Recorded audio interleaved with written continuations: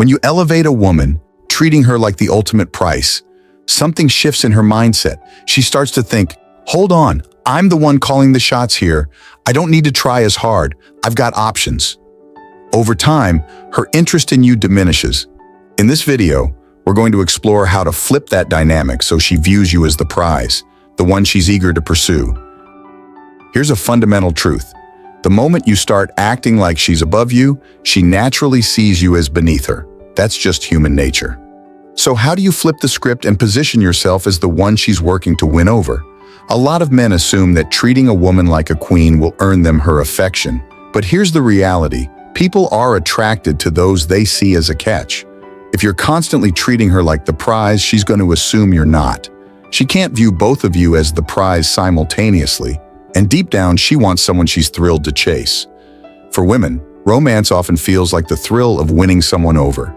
If you're not giving her that challenge, her interest will inevitably wane. So how do you become the person she's drawn to? It all starts with understanding your own value. Many guys struggle with this. They might think, she's more attractive, more outgoing, or has a better life. But we've all met that one guy who doesn't seem to have much going on, yet he's convinced he's a catch, and women believe it too. Confidence in your worth is magnetic. On the flip side, I've coached many guys who are good-looking, successful, and charming, yet they keep seeing women lose interest.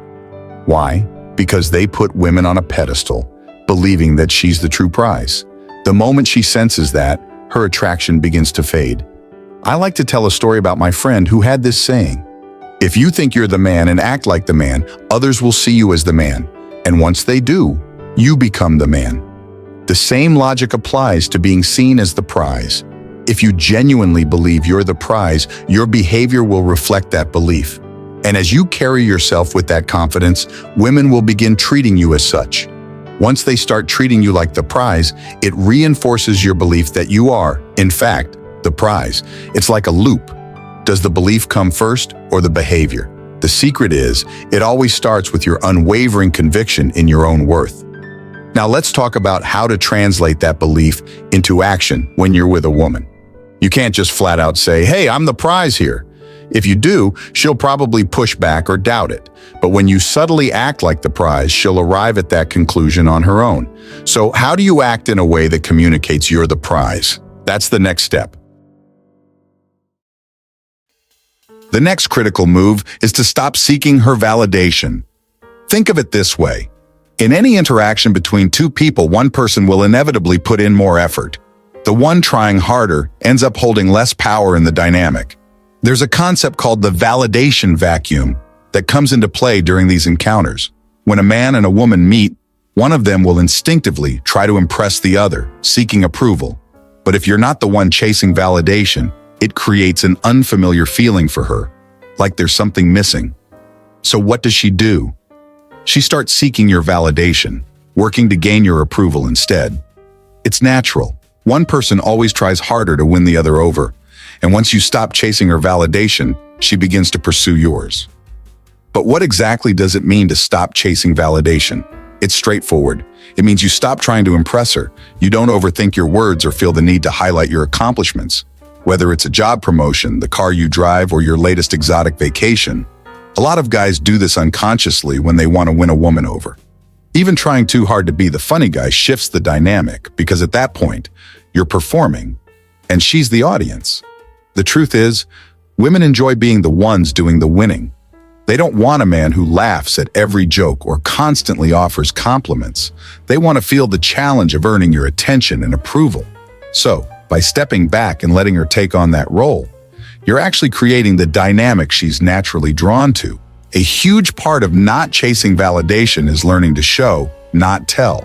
Instead of telling her about your amazing trip to South America to prove how adventurous you are, be adventurous with her. Instead of talking up your leadership skills at work, lead her in the moment, whether it's taking charge of the atmosphere, making confident decisions, or boldly suggesting plans. When she experiences these qualities firsthand, she'll form her own conclusions about your value. Finally, stop over-explaining yourself. If you're feeling insecure about something, whether it's your job, your fitness, or any aspect of your life, resist the urge to explain or apologize for it. For example, Don't feel the need to justify how you're only at your current job temporarily until you find something better, or how you've put on a few pounds over the holidays. When you start explaining, you're signaling that her opinion matters so much that you're trying to gain her approval. Instead, stay grounded in your own value, and she'll naturally start seeking validation from you. The next powerful strategy is surprisingly simple. Ask her for a favor. This tactic is rooted in a counterintuitive psychological principle called the Ben Franklin effect. As men, we tend to believe that doing favors for women will increase their attraction to us. For example, if she mentions a problem with her car, we instinctively offer to take a look. Or if her computer isn't working, we might jump in to fix it. We assume that helping her will earn us her favor. But here's where the Ben Franklin effect flips the script. People actually feel more positively about us when they do us a favor. This taps into something called effort justification. When someone puts in effort to help another person, their brain works to justify that effort, making them think, I must like this person if I'm doing something for them. It's the same mental trick we use when we work toward challenging goals. We convince ourselves that the effort is worth it because we value the outcome. A buddy of mine, Doug, was a natural at this without even realizing he was using a psychological strategy. For instance, he'd meet a girl at a bar, and within minutes of talking to her, he'd casually ask her to hold his drink while he turned to talk to someone else. At first, I thought it seemed rude, but I quickly saw that Doug had an unshakable belief that he was the prize. In his mind, it was completely normal for her to want to hold his drink. That mindset, combined with his ability to ask for small favors, usually worked in his favor. Once someone does you a favor, they become more invested in you. When you use this strategy, don't overdo it with big requests. It should be something small and straightforward. For instance, if she mentions she's good at video editing, you might ask her to show you how to do a quick edit or record something for you. The key here is to make sure the request feels natural and isn't just an excuse to spend time with her. If it feels forced, she'll likely see right through it. Keep it subtle and let her brain subconsciously justify the effort she's putting into helping you. Another essential strategy is to set and communicate standards. This concept is crucial for positioning yourself as the prize in any relationship dynamic. A few years ago, I was exploring options to get some cosmetic work done on my teeth and visited several dentists. Some of them were overly accommodating, constantly offering me water, answering every single question, and sending follow-up emails to win my business. It was obvious they were eager to please. In contrast, the dentist I eventually chose set firm standards from the moment I walked in. There was a sign that clearly stated if I was more than 5 minutes late, I would have to reschedule. No exceptions. When I met him, I tried to cut the price because I had already seen other dentists and knew what I wanted. He refused, telling me, if you don't have time to listen to what I'm going to do, we can reschedule, or maybe we're not the right fit. His confidence was undeniable. He wasn't chasing my business, and he didn't follow up afterward. In the end, I chose him, even though his services were more expensive, because he communicated his value and set clear, firm boundaries.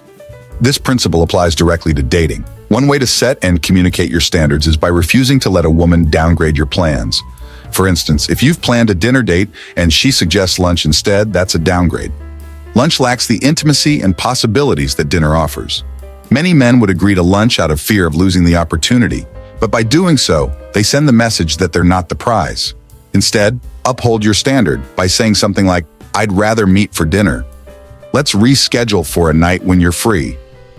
Another scenario is when a woman is vague about her availability. If you invite her to something on Friday and she says she's unsure and will let you know, don't wait around. Remove the offer by saying, it seems like this week isn't good for you. Let's plan for another time. This shows that you won't tolerate indecisiveness and that your time is valuable. By setting and communicating your standards, you establish yourself as the prize. Women will feel compelled to meet your standards rather than you chasing theirs, which is key to building a dynamic where you're respected and valued. A lot of guys struggle with seeing themselves as the prize because they feel they lack the confidence, charisma, or status to embody that role. But here's the good news. Transforming how you're perceived isn't as hard as you think. That's why I will be making a video which will cover 3 steps to social power, status, and charisma, where I break down the critical elements that matter when raising your status in the eyes of women. One of the primary focuses of the video is perception. Many people think being the prize is about having a certain appearance, job, or external validation.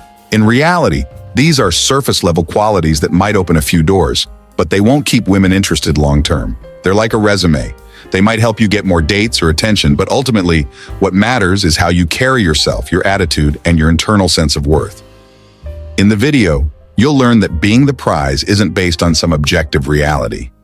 It's all about perception. What truly matters is how she perceives you, and there are specific, actionable steps you can take to shape that perception. Looks, money, and status might catch her eye initially, but once you're in the room, it's your social power and charisma that determine if she'll stick around. The video delves into 3 critical components that can elevate your social power and status in her eyes. These steps are designed to shift how you view yourself and how others view you, allowing you to naturally exude the prize mentality in all social situations.